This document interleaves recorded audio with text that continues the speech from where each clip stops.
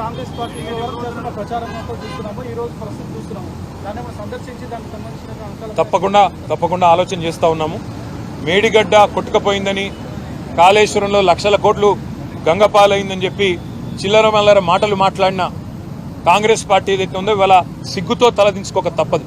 మేము మొదటి నుంచి చెప్పింది ఒకటే, అక్కడ జరిగింది చిన్న విషయం తప్ప పెద్దదేం కాదని చెప్పినాం. అన్నట్టుగానే కొన్ని రోజుల్లోనే రిపేర్లు పూర్తి చేసినారు.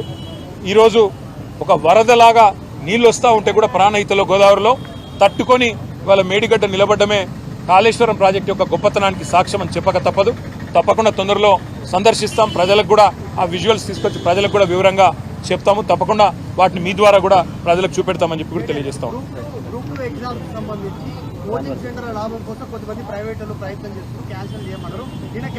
ఇప్పుడు రేవంత్ రెడ్డి గారు మొన్న ఒక మాట అన్నారు, నెలకు 100 కోట్లు లాభం వస్తుంది కోచింగ్ సెంటర్లకు ఉద్యోగాలు వాయిదా వేస్తే అన్నారు.